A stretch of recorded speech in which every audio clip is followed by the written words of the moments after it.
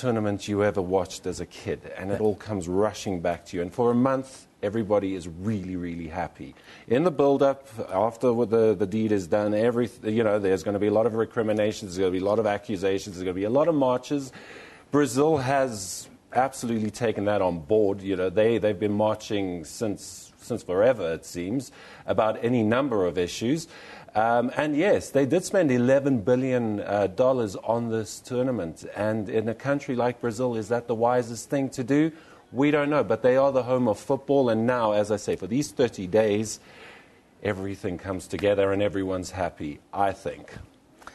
Now, we see pictures running there of public servants who are very unhappy with payments, education, housing, and all these kinds of issues are on the table. I think the big question the world is asking now, yes, there are problems, there will be strikes, there will be marches.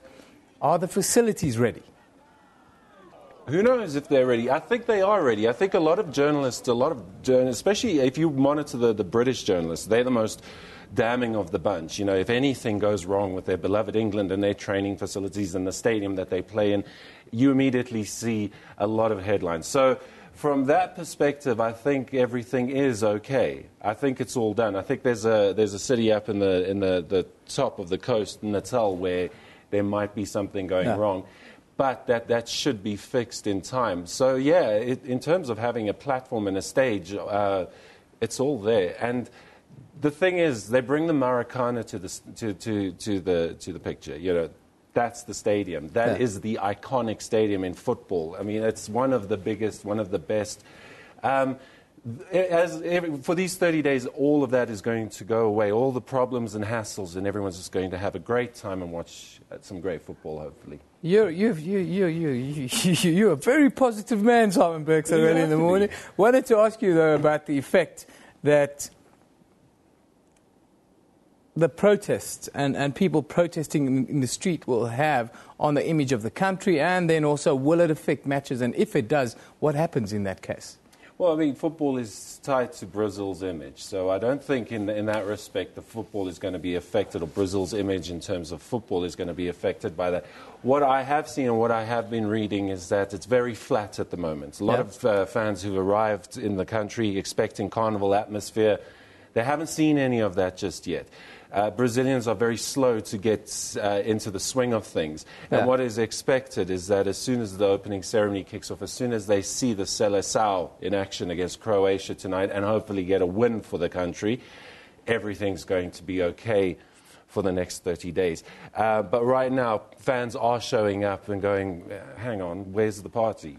What's going on? It's a little bit like Cape Town then, I think you'd agree. Absolutely. I mean, the Cape Townians were very, very slow to get to it in 2010, but when they did, it was amazing. Exactly. Let's move on to the field now. Tonight, Brazil against Croatia. You mentioned how important it is, but I don't think people realize how important it is for a host country that your team not only win the opening match, but put in a good performance just to set the tone and to get people excited about the tournament. And I mean, they're in a completely different boat from South Africa. 4 years ago, we were just hoping, can we get to the second round?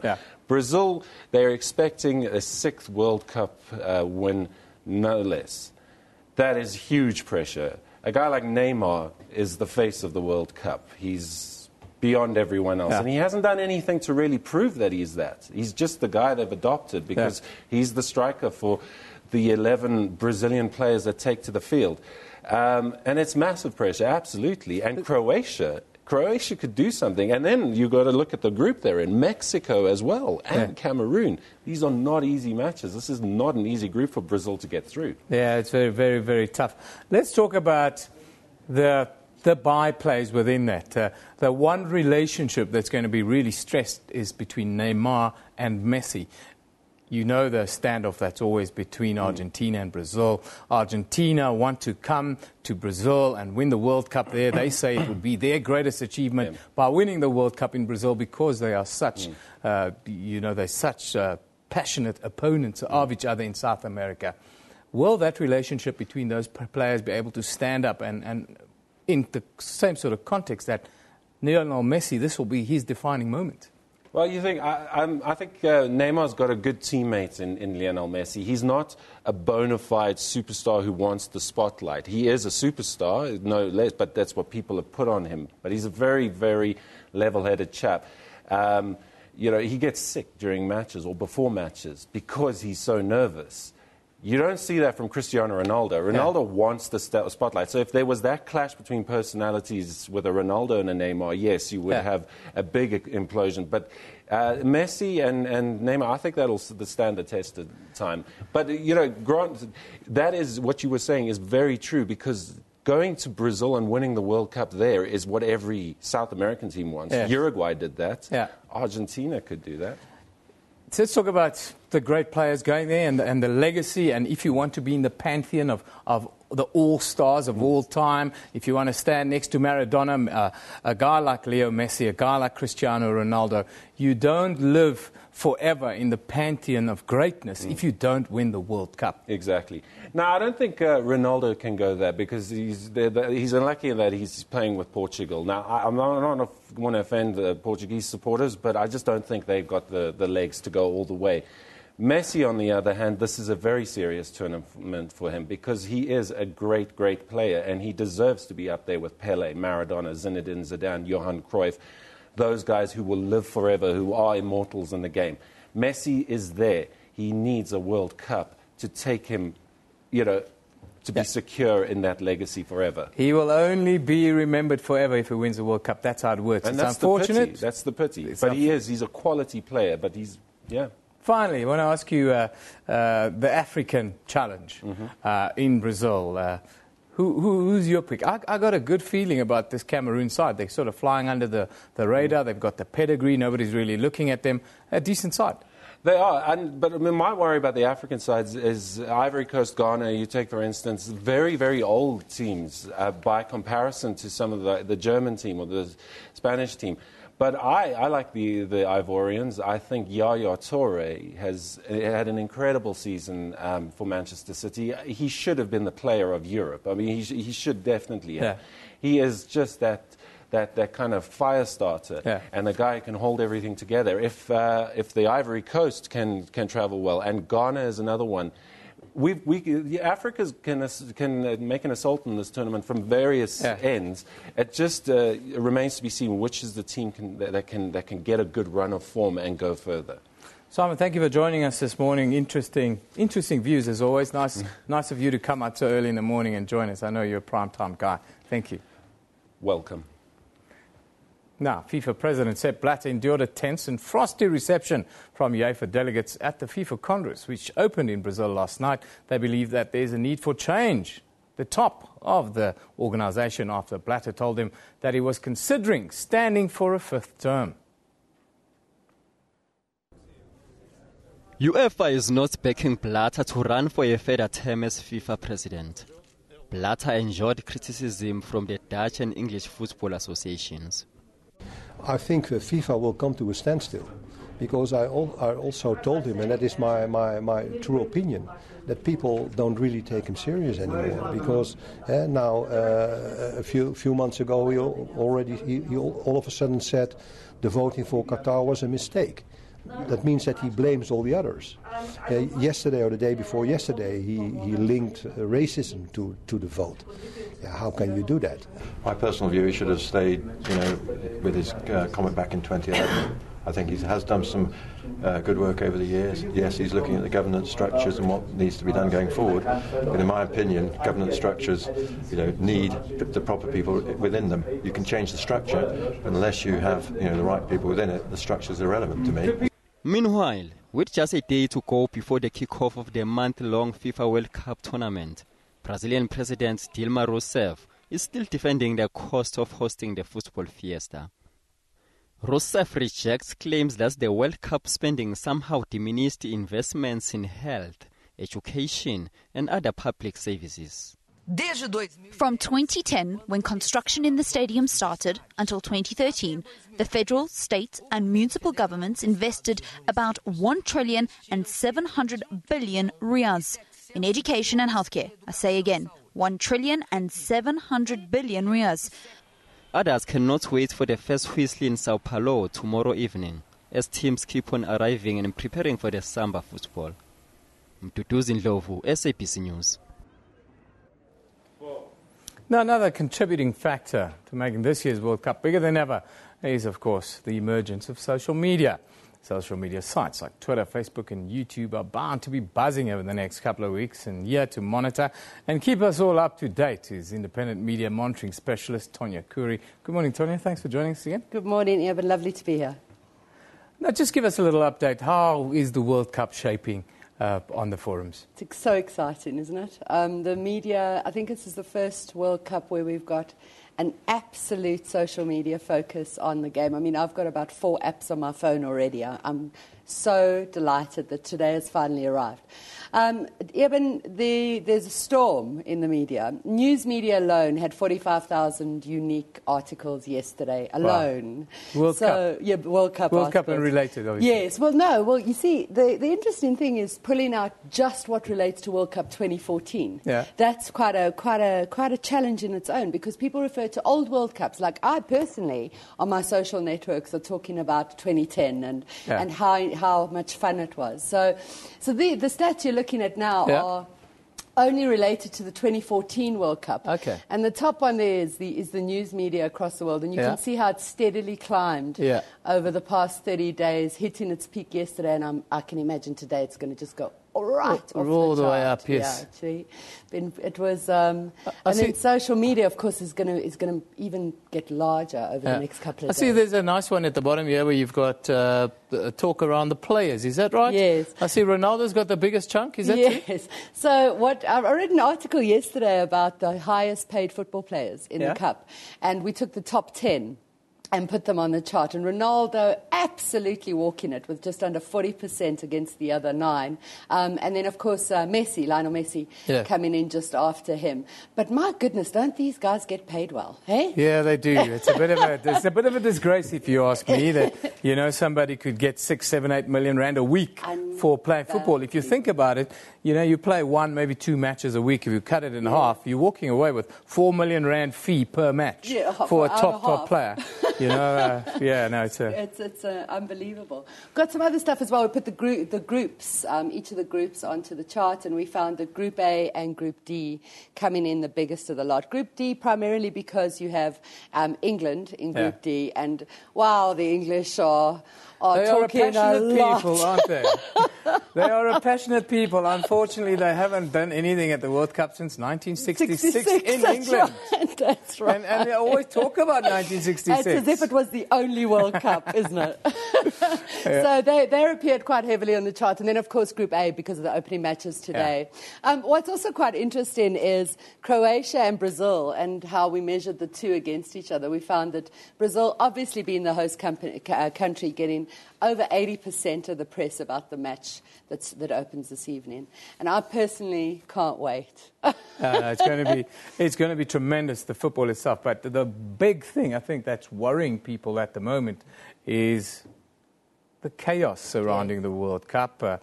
Protests going on, staff walking out of airports. It's going to make life really difficult to get around in Brazil. How's that going on social media? Well, there is a lot of talk, not so much in social media, but more in news media about the riots and the protests, and specifically this airport story at Rio de Janeiro. But even didn't we have the same thing? Yeah, we did. I mean, a week before the World Cup, we were in a mess. I call it leverage. It's a one-time in that all the public servants in a country have leverage on the organisers, on government, on all kinds of organisations to sort of put their stake in it. Pay us more now or we ruin the World Cup. Yes, well, I mean, I remember that at the time there was a massive story about cement and how people wouldn't build and we'd run out of cement as a country. And look at us, we stood through it and we did a bloody good job. That's right. We got a couple of ships full of cement from China that saved us. What are some of the interesting stats, some of the things that caught your eye outside of the mainstream? Well, what I think is going to be very interesting is to measure after each game which highlights come out of each match. But for me at the moment, the top footballers and their profiles being splattered across the globe is just such a wonderful thing to watch. I mean, these are poetry in motion people, aren't they? Yeah. Absolutely. And just, are there any websites, Twitter handles, pages on Facebook that people can go to for more? Absolutely. I mean, we're going to be carrying quite a few of the statistics. They're absolutely welcome to follow me on @Tonya, TONYAROI, as in return on investment, or reach, observe and interact. But then, of course, there's lots of apps, hey, Eben. Yeah. I've got a few going on my side, and there's like countdowns and profiles on the players and hot news stories. So there's an awful lot out there. You're not going to miss it if you're on social media. Well, you're not going to miss it if you're on social media, and you won't miss, of course, the first match tonight. It's Brazil against Croatia. That will be on SABC 1. I think kickoff is just after the opening ceremony, and that should be around 11 o'clock. Some of us will be in bed by then. But my pick of the next couple of days, of course, tomorrow is Brazil. Tomorrow it's Cameroon. The first African side will be Cameroon, and they'll be taking on Mexico tomorrow. That should be a fantastic match. Thank you, Tony, for joining us and always bringing us these unique stats and insights. Thank you once again. Very welcome. Thanks for having me, Evan. That's Tonya Kuri. Let's now take a look at some of the front pages around the world this morning and how they're looking at the World Cup. It's World Cup. The world is celebrating. Millions of people around the globe have been counting down the days, hours and seconds to the spectacle that's kicking off today. There you have it. Proof from front pages around the world that it's World Cup fever and everyone is invited, it seems. Of course, on social media, it's been buzzing for the last 24 hours. Everybody has had something to say. At SABC Newsroom is where you can have your say with us. Pirates Ice Queen says, I felt it. World Cup is here. Yeah, that's it. That was last time round. World Cup today, the biggest sports event in the world. Well, the Olympics would have a lot to say about that. Then Jonathan says, of course, I'd like to see the US do well, even dare I say it, win. Though that might not be on the cards this year. I doubt it, Jonathan. You might put a punt on the horses and have a better chance, mate. Sir Jamie says, I can't believe it's here already. For the next month, life takes a back seat. That's right. And the First Family says, go England. Who are you rooting for? Well, here in South Africa, there'll be a large contingent supporting the English. I have been waiting for this day for 4 years, I'm sure. Big Head, get your spelling right, mate. And then World Cup says every 4 years we join together to stand apart. Make every match, share every moment, love every second. Of course, it's World Cup. It's a special time. Now, to end our World Cup discussion on a heartwarming note, many might have missed this golden moment after Spain beat the Netherlands in South Africa in 2010. But here at Newsroom, we found it again. This is the moment when Spain's captain, the man who hosted the World Cup, Iker Casillas, sealed his World Cup win with a kiss without thinking twice, grabbing his girlfriend, who just happened to be a reporter working live on television at the time. Have a look. Dile que te diga. ¿Qué te iba a decir? Que me digas cómo estás, cómo te sientes. Voy a ser un momento muy feliz, muy contento y súper alegre, la verdad. Yo creo que no lo hemos merecido principio a fin y solo lo agradezco a la gente que me ha apoyado siempre, a mis padres, a mi hermano. No pasa nada. Vamos a hablar un poquito del partido y luego volvemos a pasar, ¿no?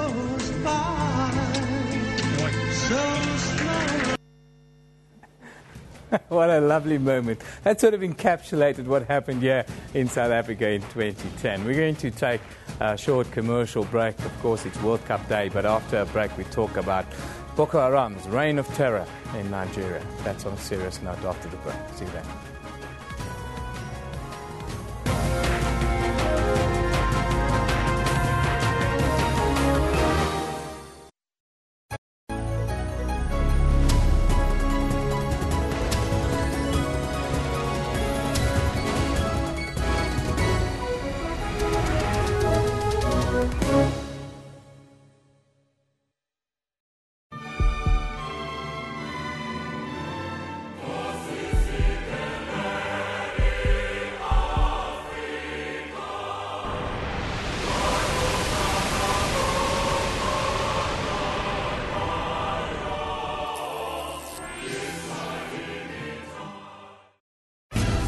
Africa is growing at a rapid rate.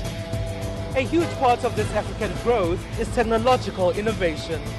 Like a group of students hard at work in Uganda developing tools that will save lives. Or an African-developed payment method making the public transport industry cashless in Kenya. You book me through M-Pesa. There are apps only for people who live here. And the continent is accepting the growth of modern technology usage in people's everyday lives. The ICT revolution now belongs to Africa. This is information that matters to us. To find out a bit more about social media and technology news, join Ms. Phumelele Zondi every Sunday at 7:30 p.m.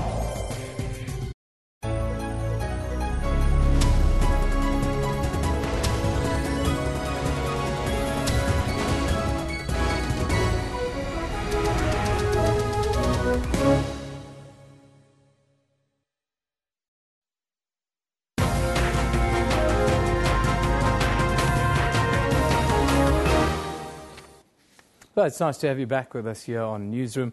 You're watching SABC News, of course. Boko Haram's reign of terror continues unabated in Nigeria, despite repeated calls by the world to crush the militant group and clamp down on their activities. In the latest incident, suspected Boko Haram gunmen kidnapped at least 20 young mothers near a town in northeast Nigeria, where more than 200 schoolgirls were abducted nearly 2 months ago. Hardly a week has passed this year without the terrorist group in the news. The abduction of more than 200 girls in Chibok in northern Nigeria and the increase in attacks will come under the spotlight at an African Union summit later this month in Equatorial Guinea. The group has forced more than 6,000 people in the northeast state of Borno to flee their homes in the last week alone. Now, Lisa Otto from the South African Institute of International Affairs specializes on Nigeria and joins us in the studio this morning. Thank you for joining us. Good morning. It's my pleasure. I should correct you. I'm with the University of Johannesburg. You're with the University of Johannesburg. I'm going to take issue with my producer after the show. Thank you for joining us. It's a pleasure. In dealing with Nigeria, and Boko Haram's been in the news for the last 6 months, really, and it seems to be increasing the insurgency. Do they have that strong a foothold to really create a problem for the government of Nigeria in the northeast? They definitely do. I mean, they've been essentially creating a problem for the Nigerian government since at least 2009. So we've been seeing varied attacks taking place across northern Nigeria and with some instances in other parts of Nigeria since 2009. I think the thing that kind of punctuates the foothold that you speak of is the fact that the northeast of the country is very much economically and socially marginalized. It's a region with the highest rates of poverty. The 10 poorest of Nigeria's states find themselves in the northern regions. And there's a lot of economic and social marginalization, a lot of underdevelopment, and high levels of poverty, limited opportunities, particularly youth unemployment rates are very high. Yeah. So I think you see these kinds of radical views having an ability to take hold under those socioeconomic conditions. In this instance now, there's a lot going on in the northeast. Can we say that, would it be fair to say that the Nigerian government is not in control of that part of the country? I don't think they are in control of that part of the country. We've seen a state of emergency that was instituted in May last year. So, in effect, the Nigerian security forces have been waging a war, as it were, against Boko Haram for the greater part of a year. And at this stage, we don't really see much movement on being able to push back at their reign of terror, as you called it earlier. I think they've been pursuing insufficient strategy, and the strategy has been very much geared towards military measures. Yeah. And not so much towards socio-economic development, which at the end of the day are the root underlying causes of the problem. Yeah, and it's sort of intrinsically linked, and that's how you get young people to join these kinds of military militant organizations. But I want to talk about the Nigerian military quickly. You're a specializer. How organized and effective are they? Well, I think they have probably greater insight than anyone else might have working in that kind of area in the dense forest that Boko Haram hides in that region. But on the other hand, you have a lot of corruption. You have reports that members of the military have been conspiring with members of Boko Haram, providing intelligence, I think, to Boko Haram about perhaps their whereabouts, their operations. And the military has not been very good at collecting its own intelligence about Boko Haram. So a lot of the things that we know about the group is very much based on speculation. There's very little in the way of concrete evidence, hard proof, in terms of its funding, for example, where it's recruiting, its leadership, the hierarchy and structure of the organization. Oftentimes, the military will go and they end up killing members of the group instead of kind of taking them away, going to interrogate them and getting some information. So I think that from a strategic side indicates a lack of organization or a lack of a coherent strategy as to how they're approaching this problem. Would it be then fair to classify Nigeria as an unstable country on the continent? It's a difficult question, isn't it? Because Nigeria, we've seen, has now got Africa's largest economy. It's a very important player on the continent. It's certainly a contender for the role of an African hegemon. But at the same time, we see these great levels of insecurity. I think something that's quite telling is to see how investor sentiment responds to these kinds of instances. And yet we've seen over the last few years that Nigeria is the biggest destination for foreign direct investment on the African continent. So I think that speaks to it. There's a bit of a geographical divide in terms of these problems mainly being concentrated to the north with a few sporadic incidents here and there. So definitely security remains a large challenge to the Nigerian government, particularly in the lead up to what will be very contested polls next year. Do they need foreign intervention militarily? And if so, can Boko Haram's sort of back be broken if that happens? I think the onus lies on the Nigerian government to decide on a coherent and robust strategy as to how it goes forward. In so doing, it might choose to co-opt the support of foreign nations that have expertise in these areas, and they've certainly had the offers of assistance from various African countries as well as Pakistan, the US, the UK, and so forth. I think that assistance might help, but it needs to feed into a strategy, a well-thought-out strategy as to how they're going forward, definitely. Well, let's hope that the solution comes from the African Union Summit in Equatorial Guinea that's on the cards now. Thank you for joining us this morning. Pleasure. Unique insights. Hopefully we can get you back when things improve, because we certainly don't want you to come when more women are kidnapped and so forth. But thank you for joining us this morning. University of Johannesburg, Lisa Otter. Thank you. Pleasure. Now let's take a look at what you are talking about on social media. Of course, at SABC Newsroom on Twitter. That's where we live, and that's where you can send pictures. That's where you can send your interactions. Kahia Magaka says, hearing personal stories of the struggle makes my heart bleed. Apartheid, Rivonia trial, history, detention. Of course, today it's 50 years exactly commemorating the Rivonia trial. Vanessa says, thank you, Tata Madiba, for being willing to die for the cause all those years ago. Rivonia trial, she says. Linda Nisi says, 50 years later, we remember those who put their lives on the line for a free and democratic South Africa. We salute you. Yes, everybody in South Africa. We are thinking Rivonia trial today. Kura Zar, Ricky, says, there's extensive information about the Lilies Leave raid that led to the Rivonia trial, but to this day, no one knows how the police knew. And then Lisa Van Leeuwen says, waiting for Lilies Leave Rivonia trial, 10 medallion to come on auction. And there is the medallion that she wants to come on auction right there. Thank you for sending us that picture. It really adds a lot when you send us pictures. We really like that because it really gives all the other viewers at home a little insight into what you're seeing and what you're thinking. Of course, our Facebook page is gaining in popularity. Let's have a look now what's happening there. Today you will see there that Lawyers for Human Rights cross-examined former Finance Mionister Trevor Manuel at the Arms Procurement Commission hearings. Also there, Eskom says power distribution will remain tight as they battle to prevent a repeat of last night's load shedding. And you can read more on the presidency saying President Jacob Zuma will be fit to deliver the State of the Nation address on Tuesday the 17th. Now, back due to popular demand. Earlier this week, we showed you one of the funniest clips ever posted on YouTube to date. Well, we have been flooded with requests from viewers, you guys at home, to show it again. Remember, however, that we do post all of the clips we show during our show on Facebook. Well, that's on our Facebook page. So in our YouTube clip of the day, or let's rather say of the week or the year, here is why you never trust a monkey with a gun.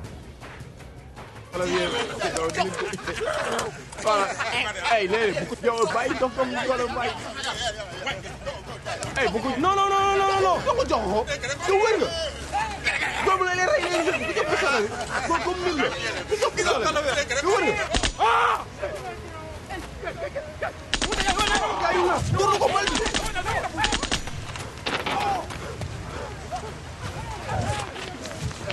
Oh boy, my dog.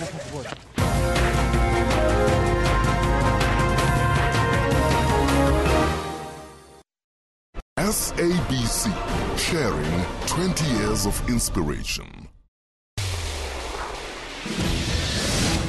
Who are we, you ask? This is who we are. We are technologically driven. We are unashamedly Afrocentric. We advise you not only on legal matters, but on health issues as well. We bring imagination to life.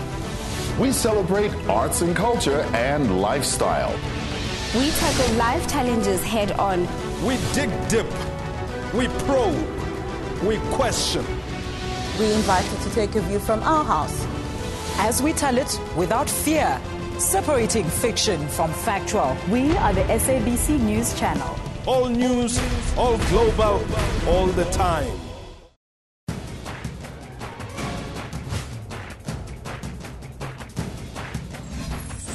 Why are protests violent? And why does it seem that the police are incapable of dealing with violent crowds? The government of the day is failing the people and is leading to a lot of frustration. A person becomes a councillor or a minister within a week, within 2 months, is riding a beautiful car. So all this is actually frustrating the people and giving I the don't, wrong you don't message. expect a councillor to ride a horse. Not a horse, but maybe a Toyota Corolla. That's Rights and Recourse, Sundays 2 p.m. on SABC News. Zoom into Africa. This is Burkina Faso. The president is Mr. Blaise Compaoré. Burkina Faso got independent from France on 5th August 1960. The population is more than 17 million people. One of Burkina Faso's major languages spoken is French. Monetary unit is CFA.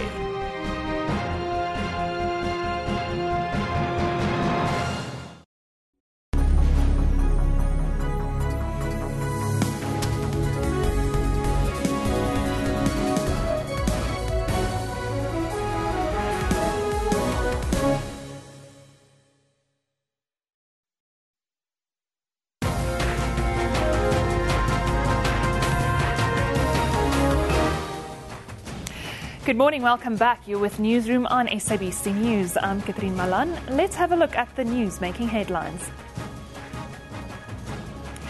Airport staff at some of Brazil's busiest airports have staged a walkout hours after the before the opening ceremony of the 2014 FIFA World Cup. Thousands of football fans flying to Brazil are facing a chaotic welcome after ground staff voted to stage a 24-hour strike. Workers at Rio de Janeiro's Galeão Airport, which is expected to be one of the busiest in Brazil over the next 4 weeks, have declared a partial walkout in a row over pay. The global showpiece gets underway tonight in Sao Paulo, with the hosts taking on Croatia.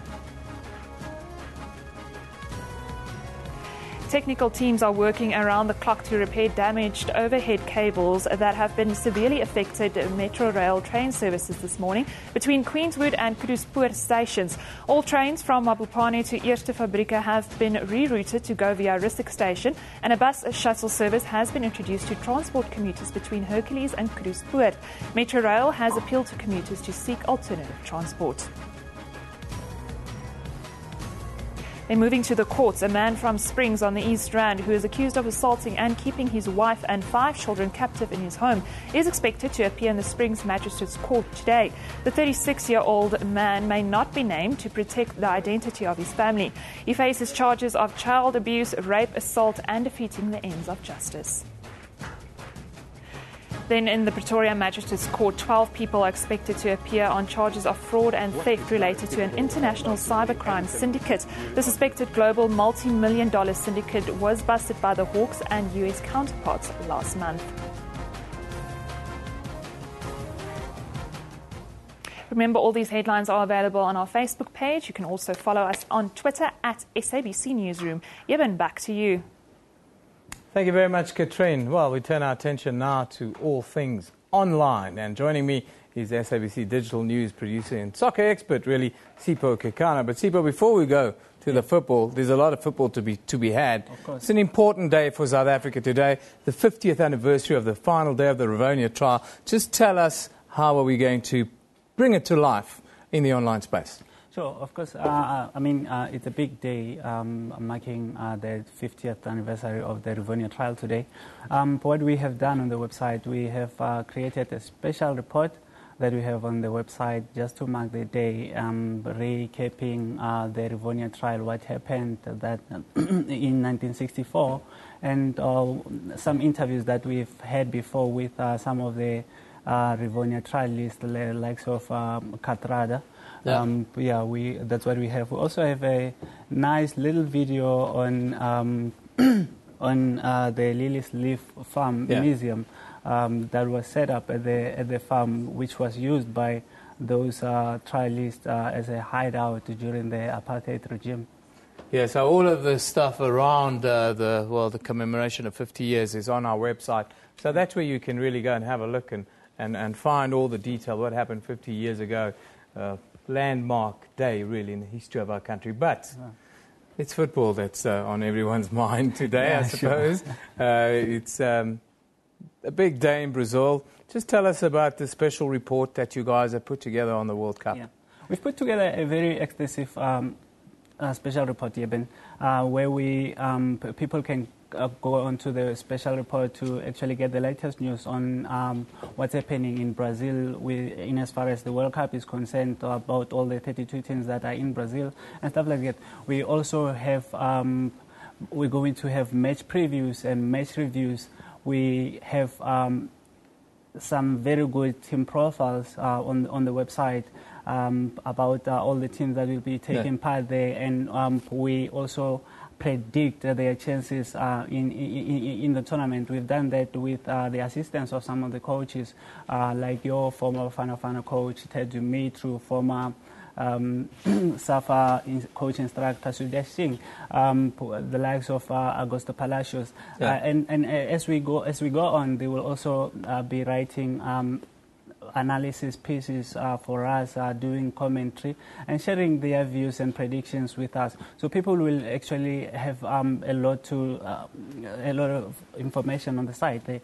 In fact, so far we already have a very beautiful piece from Ted Dumitru. He already challenges FIFA, saying that in 1982 you said that for Africans or any nation to be successful in the world, they need to appreciate the culture of their own countries and stuff like that. But he says, FIFA, with your observation in 1982, what have you done to actually help African football? What have you done in the 30 years that's passed? Well, there's a lot of questions around FIFA out at the moment. People want the leadership change. There's a big cloud of corruption here in FIFA, so there's a lot of that sort of stuff. But tell us about the work that you guys have been doing with Google, see street view tours of stadiums and so forth. How does this whole sort of thing sit together on the website? Yeah, these are some of the tools that we have on the website and are also accessible on the special report that I'm talking about. These are 360 stadium tours, so people, even in South Africa, sitting here, you can be able to access the stadiums in Brazil and see and I mean, there's been reports of some stadiums not complete and stuff like that. Well, I don't think there are problems. There are problems in Brazil, but I mean, as you can see there, that the stadium looks fit enough to actually host the match, and and I'm sure the FIFA inspectors have also been there to actually analyze and assess the situation, and we're confident that the country is very much ready to host this tournament. Finally, tonight, Brazil-Croatia, what's your pick? Even when you look at the two teams, a lot of people are saying that Brazil should actually walk over Croatia, but I seem to disagree. Croatia, your typical European side with a strong, good organization, but they also have, unlike most European side, they also have some good players in terms of skill, creativity, the likes of Ivan Rakitic, the likes of Luka Modric. So I'm predicting that if Scolari and Pereira will not pay attention to that, they could be surprised. But I mean, at the end of the day, pound for pound, Brazil have very good players, and they will be on the offensive and should be able to win it.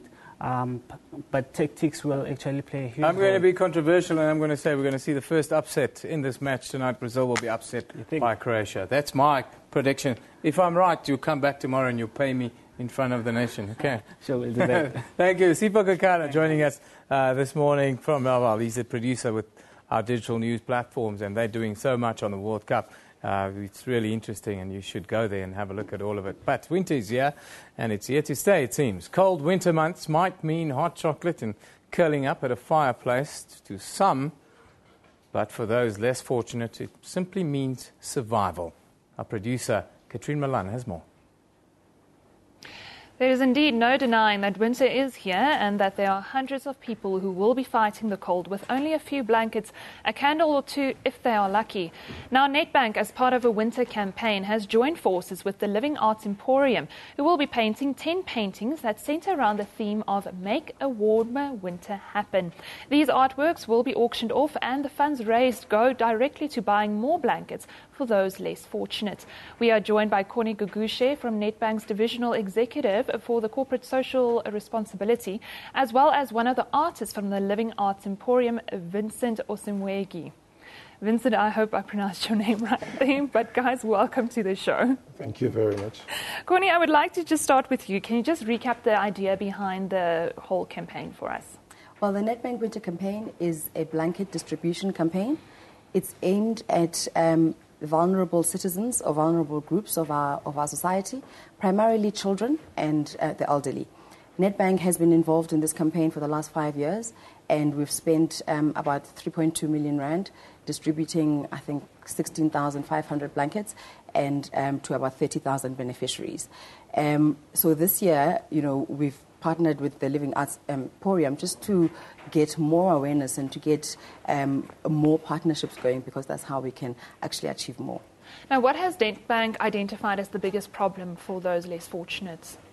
Well, in a cold time like this, you know that once the basic bare necessities are not taken care of, food, shelter, and so on, nothing else can actually make people feel safe.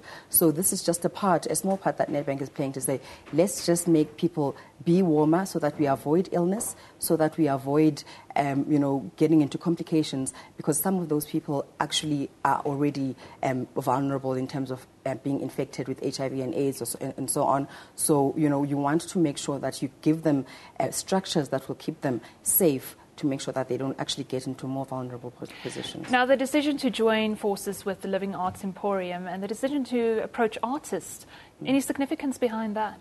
I think Nedbank has always been associated with the arts, particularly through our affinity with the Arts and Culture Trust. So, for us, we try to integrate all the things that are important to us. Caring for vulnerable groups is one of them, and obviously then promotion of the arts. And this is just a way for us to actually merge those two interests. And, it was great to have willing partners in the Living Arts Emporium. Vincent, on that note, I want to cross to you. Can you tell us more about your involvement, why you decided to get involved with this campaign? Thank you very much. When we were approached, we got excited because we have gotten so much from the Living Artists Emporium. The Living Artists Emporium being a platform for artists who are lacking with materials and also with a place to work. So we got that at the Living Artists Emporium. So when we heard that it's an opportunity to give to the society, we sort of, grabbed it, and we decided to donate 10 paintings. And, like art being very special to us, I thought giving, art, would mean a lot. And that is like giving love to the society. We're looking at some visuals from your work. Can you tell us a bit more about what inspires you and why art? Why do you love art so much? My inspiration, actually, I would say, comes from God, and also being a part of the art movement, Super Blur Art, where we blur photos and we blur, subject matters also. This particular style came as a result of my introduction to Conrad Bow. Yeah, these are my paintings. This is called Super Blur Art, yeah. Blur Art, yes? Yeah, because now you can see the images at the same time. They are not very clear to the eyes, So that is basically what Super Blur Art is about. And then your decision to join Nedbank this year with the winter, how will you be incorporating that theme of making a warmer winter happen in your work? Yeah, we will work with the theme. We will produce paintings to suggest that we need to make a warmer winter happen. For me in particular, I would like to look into sort of the minds of the people on the street, those who are lacking, most of them are talented. I've seen some artists on the street where they make little things, and I thought that is talent. But with the state that they are in, you would expect that they would not be at their best. So making a warmer winter happen, which in my mind is actually making life better for people, not just handing out blankets, So it will go a long way to help those individuals to sort of think better and think straight and know that people out there love them. Now, just to end off, can you tell us how we can track your progress, how we can watch the art's progress over this next month, and when will we be able to see the final pieces? Well, you can track it through the Nedbank Facebook page, through our Twitter. You can follow us on Twitter at Nedbank, using the hashtag also warmer winter. And of course at the Nedbank website, www.nedbank.co.za. And the grand finale will be at the Grahamstown Arts Festival, where the 10 paintings will then be auctioned, and the funds that will be used from there will buy more blankets. Such a nice, warm initiative now in winter. Guys, thank you so much for joining us. Nedbank was joining us to tell us more about their winter campaign launching this month. 10 artists will be paintings, artworks that will be auctioned off at the beginning of July. Eben, back to you. Thanks very much, Christine. Yes, Nedbank is doing their bit to make winter a little bit warmer. For those less fortunate than myself and you, if you're watching this program right now, go out and see how you can get involved in this campaign and how you can make a difference this winter. It's cold out there, and we are Earth. We're part of the human race. Newsroom is broadcast live from our studios in Auckland Park, Johannesburg, between 9 and 10 a.m. every weekday morning. The show repeats at 2 o'clock in the afternoon with a rebroadcast at 5 a.m. the following morning. We also stream live on YouTube at that time, with the whole show available on demand on our YouTube channel all of the time. This is SABC News. You've been watching Newsroom. We love it in the morning. Today we play out with the World Cup song.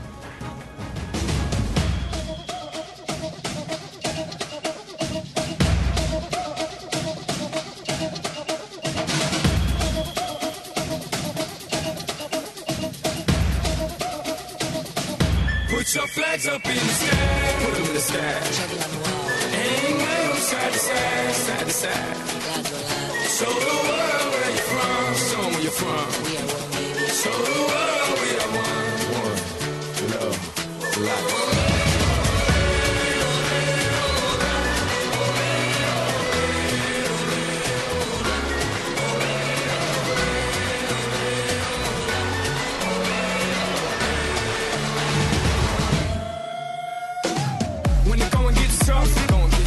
Tough, get going, tough.